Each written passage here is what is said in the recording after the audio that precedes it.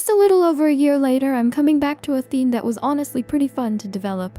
If you remember the video, "You're not a mage, you're an asshole, and you liked it," then today I'm bringing you a video that you'll most likely enjoy as well, and it might be just as, or maybe even less, controversial than the previous one.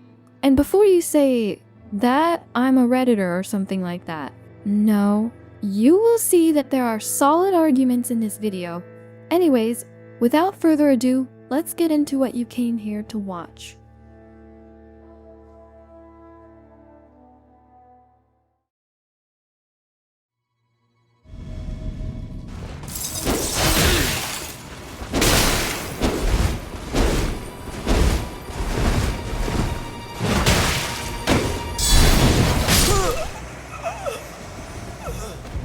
I think the right way to start is by asking ourselves, what is an invader? An invader is someone, wanted or not, who enters our world with a single goal: to defeat us in exchange for a reward. People might ask, would anyone actually want to be invaded?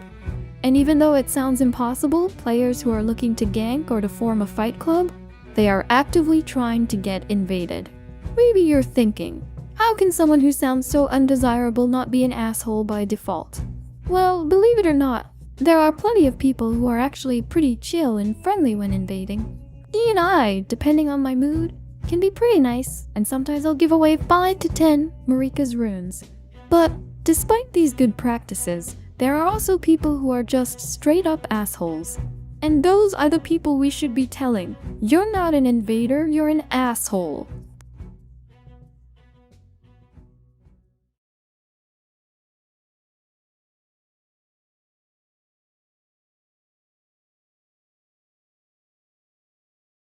Oh shit, he's on me! Okay, oh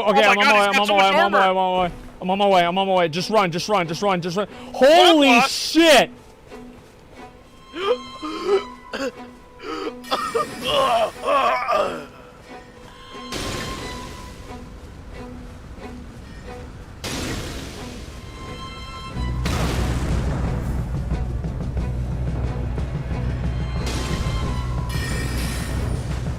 Wait, he's not even taking damage. He doesn't even take damage. Like, this is...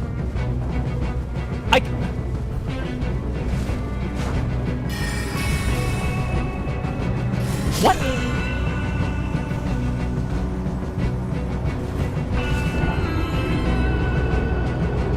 Oh my god, you can twink in this game, dude! Really? I didn't notice. The first type of invader we'll be looking at in this video is the twink. So what is a twink? To put it simply, a twink is a low-level player who uses items that you would normally find much later in the game, including DLC items.